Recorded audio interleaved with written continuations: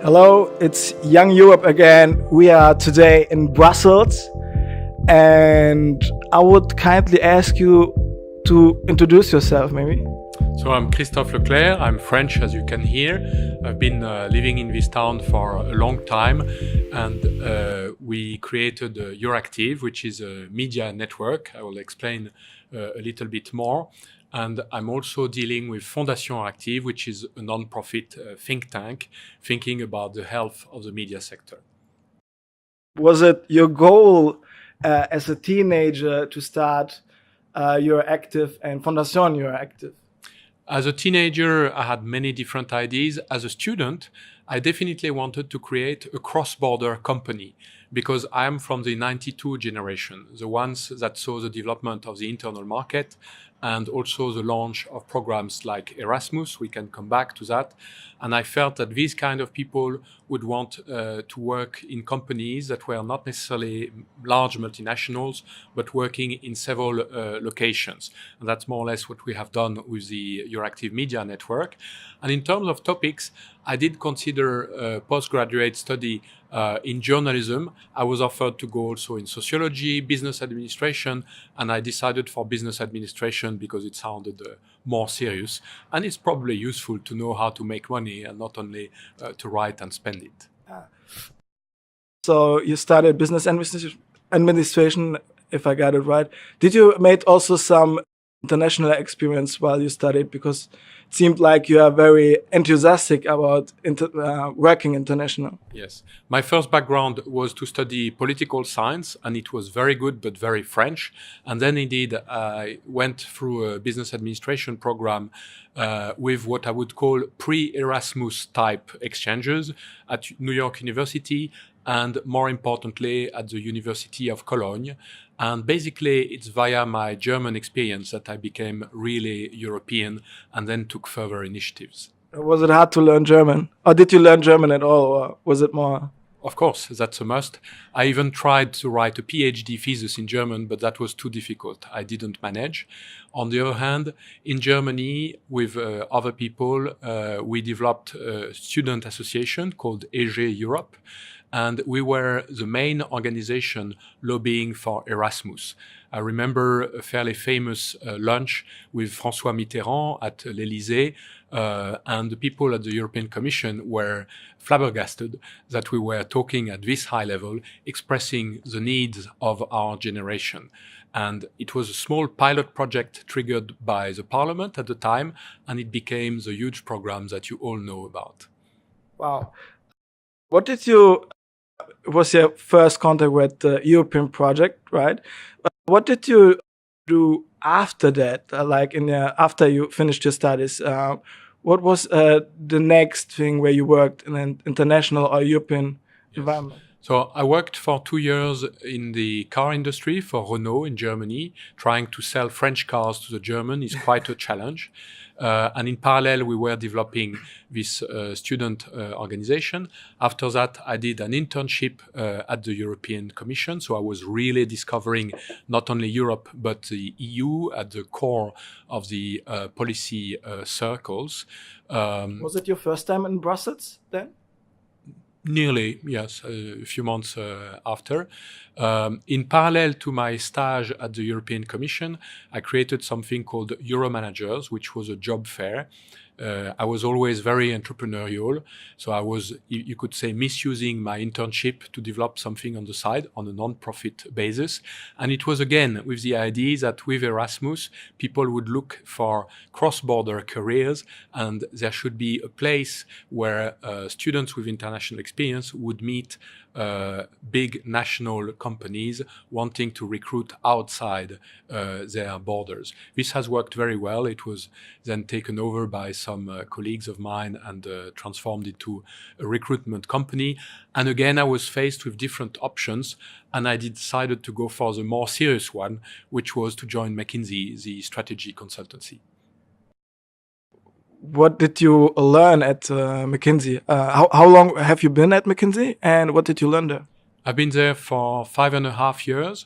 I learned about strategy, of course, also about organization within multinational companies. And I learned the skills to talk with corporate people, which was very useful in two further stages of my career, and I can move to that. First, after McKinsey, I decided to come back to my first love and to work within the European Commission. So I took the concours, I became an EU official. I decided to work at DG Competition because I was not a lawyer, so I would have more to learn there. And I decided to focus on the internet and the information society because at the time it was a brand new topic. And what I brought there from my McKinsey knowledge was an understanding about corporate strategies and industry structures, which lawyers typically don't have. So I was like the business-minded guy within the competition lawyers circles.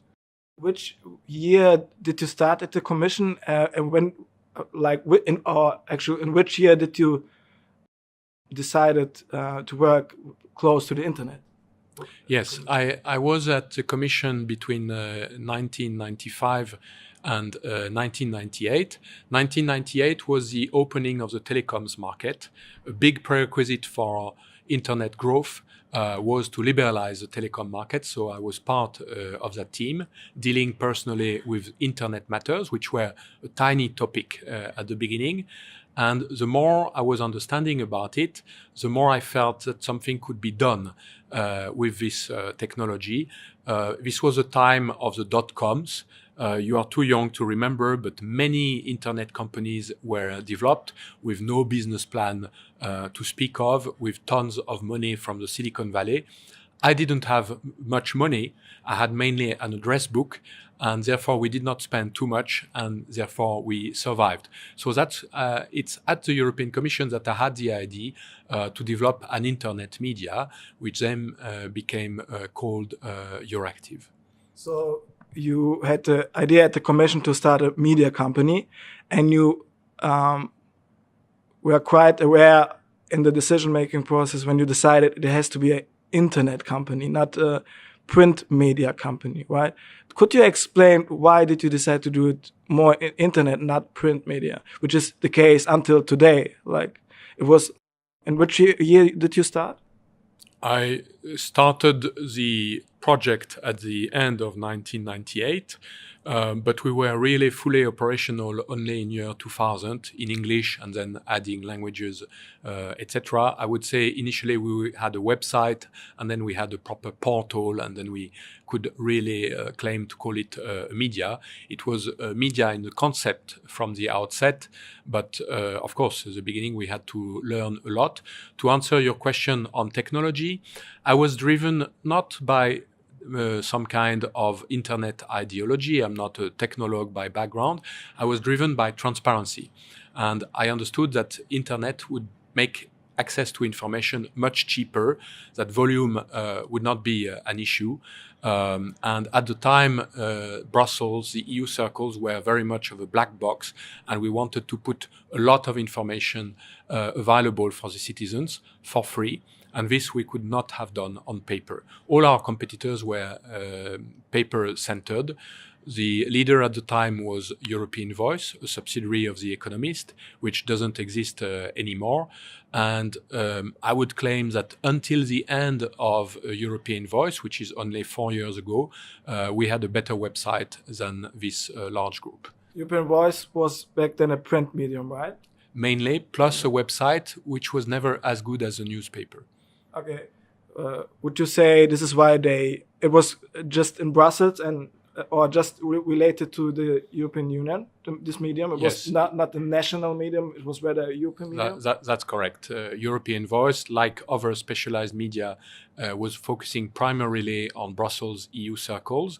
They tried to branch out and to reach other capitals, but apart from a bit in London, it was difficult. Why?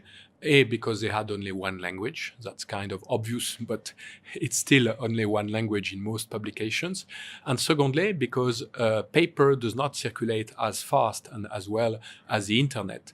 And I understood from the beginning that the internet would allow us to branch out and to have affiliates and different language versions in different countries, which we did very fast. We were present in Central Europe before enlargement, before 2004. So they were mainly focused on print medium, and they later failed, so to say, right? They were taken over, to be fair. They were Yep. taken over. It's an interesting point. If it's about print medium, I wonder, what do you think about, it's a few years ago, big tech entrepreneur, the founder of Amazon, Jeff Bezos, took over a very a renowned, a very, very well-known print medium called Washington Post, which is in the media industry, or in general, very well known. What did you think when you as a media entrepreneur, what did you thought then when you heard about that? Yes, not only did I hear about the news, but in the meantime, I attended some presentations by the editors of Washington Post. Basically, Jeff Bezos contributed two things: money, but also a technology orientation, which is very important. The concern was whether he would respect the editorial independence of the Washington Post or transform it into a pure commercial venture. And he has been smart enough to respect the editors, and they have even increased the number of journalists. But now you have many more technology-oriented people at the Washington Post, and they are not, like in the past, second-class or third-class citizens. So I think it's a very good move. Okay. But is it like he's not influenced in the editing process of the print medium, but he's still owner of the company? Is it so clear? Could it be said that the Washington Post is absolute neutral? Since let's think about Donald Trump, who is attacking Jeff Bezos on a regular basis, and often because of that. First of all, I don't think that the media has necessarily to be neutral. I think it's good to be balanced, which is a different notion from neutral. Secondly, I have nothing against owners of media companies. I am one. Yeah. So I have a sense of solidarity with this kind of big brother in Washington. But more seriously, I think that the balance and the editorial quality of a media is not determined mainly by the owner. Of course, there are owners that are not acceptable. It's determined mainly by the ethics that people follow, the codes of practices, etc., and the quality of journalists. And this has been good at the Washington Post for a long time. They were the ones triggering the Watergate scandal. So there is no real concern. EURACTIV works with something that I would call is a similar thing to the Washington Post. It's called Tagesspiegel. It's in Berlin. We have a number of media partners around Europe. And I would say Tagesspiegel is to Germany what the Washington Post is the US, except they didn't have Watergate yet, but maybe it will come. What would you say, coming back to EURACTIV media company you started, what would you say is different about EURACTIV compared to other media companies and media platforms? Yes. First of all, most of the media landscape in Europe is national or even regional. And it's okay to some extent because it fits the requirement of citizens to have information in the right language, but also customized to their own thinking. So here at EURACTIV, we are talking about a very small media segment, which is a specialized media regarding EU policies. So we are different because we are not a national media. We connect with national medias. We are also different from other specialized media, I would say, in two ways. First of all, because we are very decentralized. We have this network, which is not just translating, it's feeding news from the countries. So we are not focusing just on the interface between the different EU institutions, but more on the interface between them, the national governments, and the national stakeholders. That's one difference. In how many languages do you publish? 12 languages, but it's not us in Brussels. We are not like the Commission having an army of translators in Brussels. It's all very decentralized and done by journalists, adapting not only the language, but also the style, etc. And the other main difference regarding EURACTIV, I would say that we are pro-European. And that's becoming different from the rest of the media, because the media, like 10 years ago or even longer, when there was the French and the Dutch referendum, the media was mainly pro-EU. Now, most of them are kind of balanced and neutral. Some of them are opposed. And I think we stand out by being pro-European, very independent from the EU institutions, but definitely trying to be constructive. Okay. Like, if you think in general about the media industry, what would you say, especially in the European Union, are the challenges of the media industry, or media in general has to face right now? Right. Most people answering your question would talk about press freedom, journalists being attacked, etc. These are issues, but they are well known, and they are not central issues in the majority of countries. Of course, I do feel for the journalists that were attacked or that are under pressure, even in the countries where we are present. I think there are two main issues. One is the revenue, very simply. The number of journalists in Europe has been reduced by about half, and the other half could disappear in the next 10 to 15 years if we don't act more forcefully within the media sector itself, but also facilitated by EU and national regulation. And the second big challenge, in my view, is innovation. We are talking for most media about medium-sized companies, not very large, a bit old-fashioned, typically led by former journalists. They don't necessarily have a big vision about the business model and about the technology. That's why I believe strongly in speeding up innovation in the media. Some will be creations ex nihilo, startups, and some will be innovations within the existing media, and especially between the existing media. That's why Fondation EURACTIV took the initiative with the European Parliament to think of a program called Stars for Media, which is about training the next generation of media managers. There are many schemes to train journalists. Frankly, there are too many journalism schools. It's sad, but it's a fact. There are many schemes to exchange articles, etc. All this is editorial. The main challenge of the media is business and technology. If I think about media consumption and technology, we could have seen innovation like in music. It was from buying CDs to going now to streaming platforms. Same in the movie industry. What would you say as a part of this industry and as an entrepreneur where the journey is going in the news industry, in this part of the media industry, if it's about innovation and business models and technology? Well, there are analogies between all these sectors that you have mentioned, music, film, and journalism. And it's the same challenge, which is that we have fixed costs. It takes a lot of money to create content, whatever the nature of the content. And there is a tendency for other platforms, which are different to some extent for music, film, and news. There is a tendency for the platforms to capture the client or the reader's relationship and the data, and therefore also the advertising and sometimes the subscription money. There are a number of initiatives on the policy front in order to redress this balance.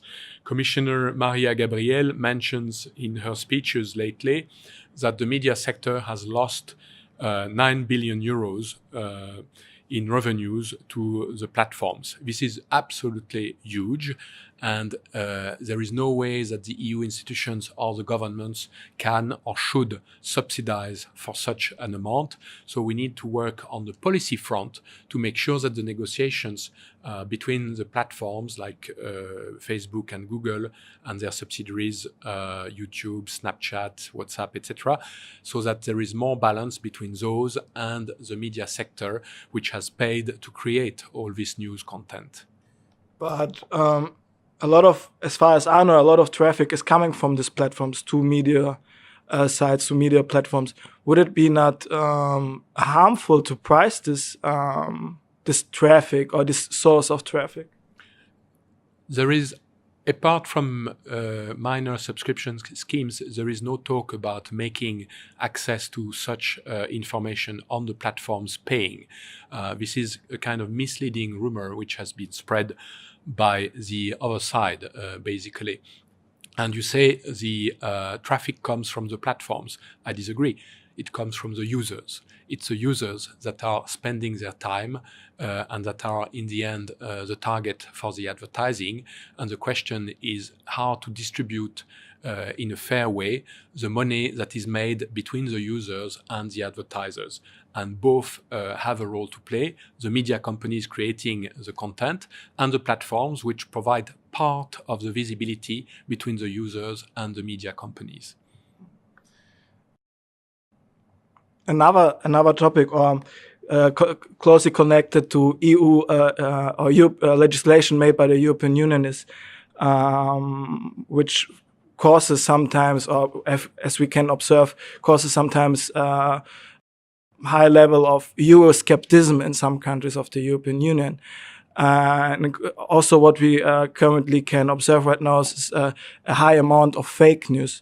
What would you say, what should be done, you as from your perspective as a media entrepreneur, what should be done and what can be done if it's about fake news? And how is this influencing the mission of EURACTIV right now?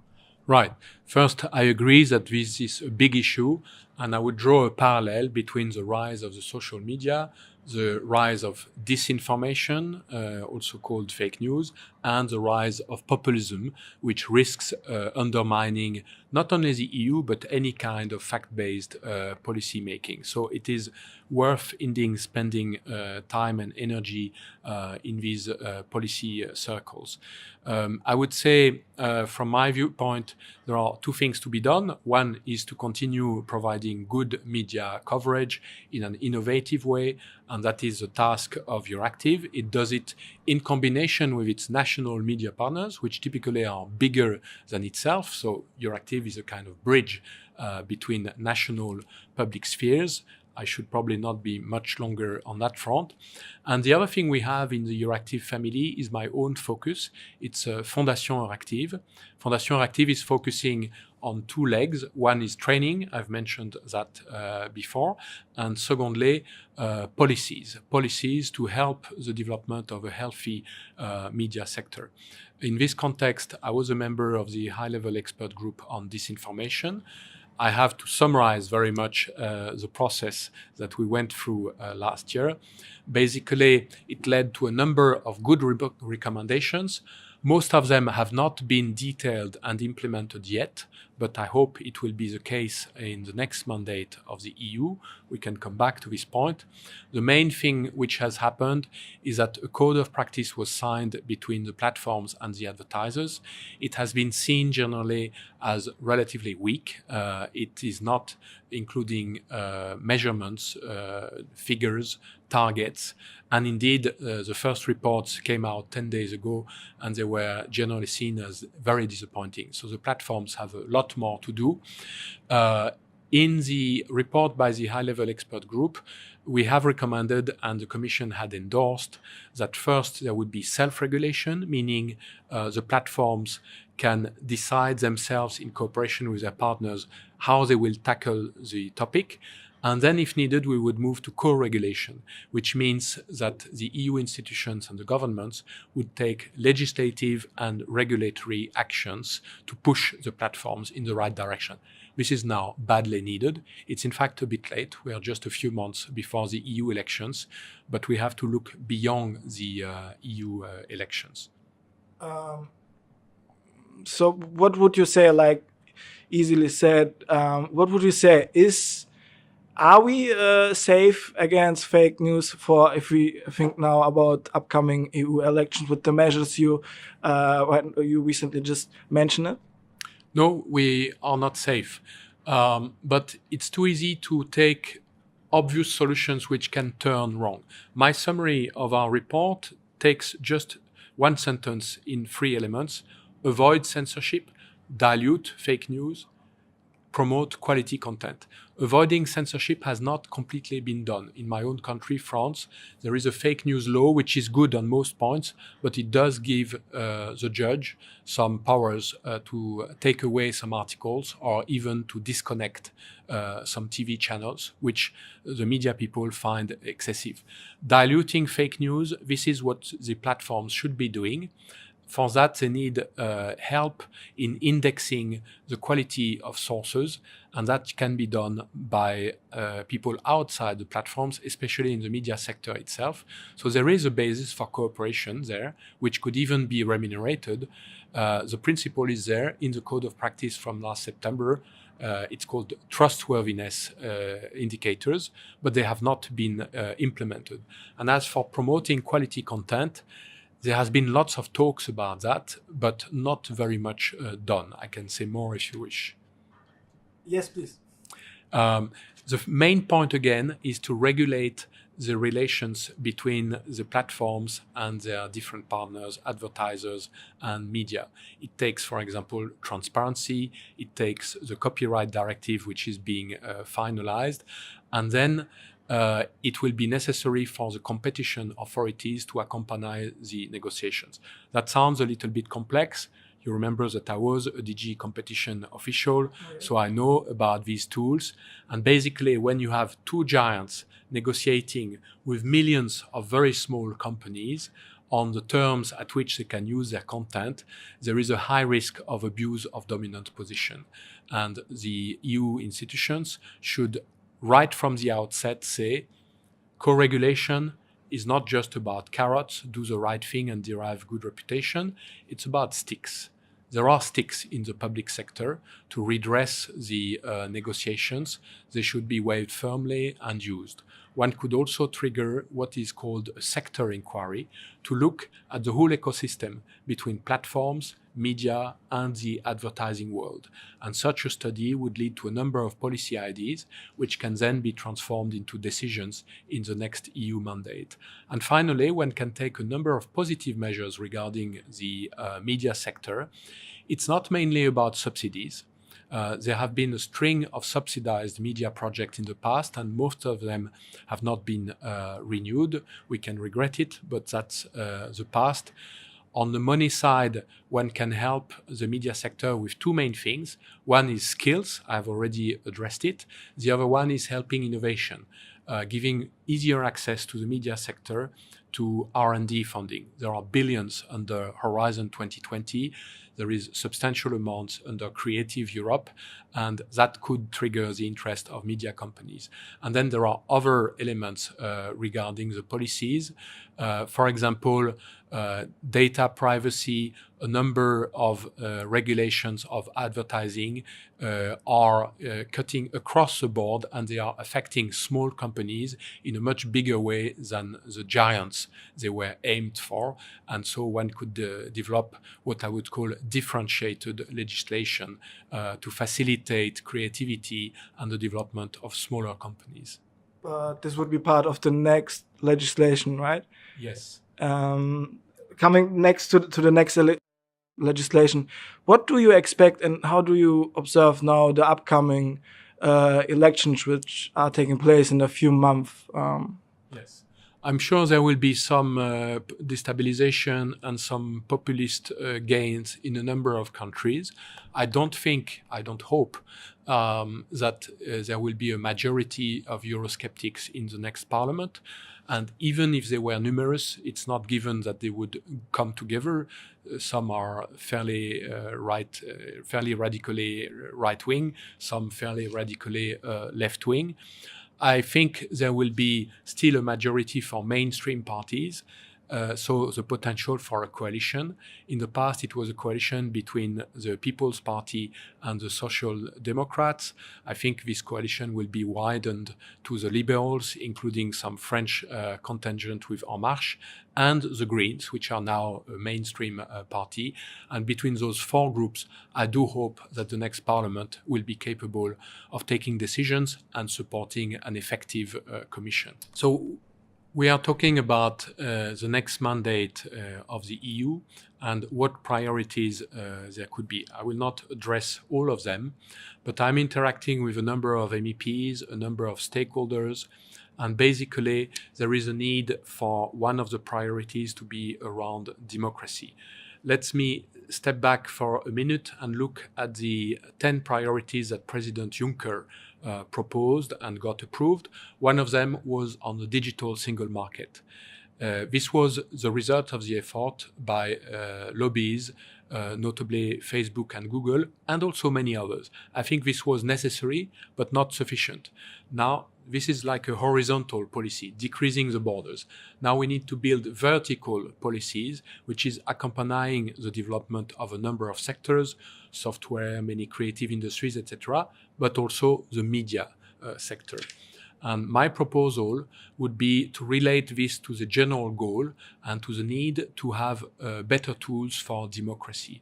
What is at risk is our existing democracy. People talk a lot, especially in your generation, about participative democracy, citizen initiatives. All this is good. I encourage it. I'm even active on that. But at the same time, you can see that our parliamentary democracy is undermined by fake news and other things that lead to populism. So my suggestion would be to have the following as one of the top 10 priorities. I would call it democracy in a digital world, sound platforms, and independent media. So the goal is clear. Sound platforms, it means regulation, as we discussed earlier during this interview. And independent media has two aspects. One is press freedom, very important to be supported.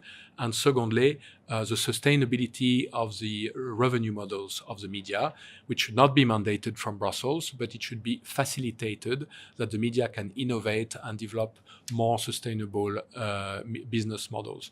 And this priority could lead to a reorganization within the parliament. You could have a media intergroup, which does not exist currently. It could also lead to a reorganization within the European Commission. I would ask that there be a democracy directorate general, bringing together the people regulating the platforms, accompanying the development of the media sector, and neighboring topics such as fighting illegal content and preserving the fundamental freedoms. I think democracy is important enough to be one of the top 10 priorities of Europe. Mr. Leclercq, thank you for this interview. To you, Europe. All right.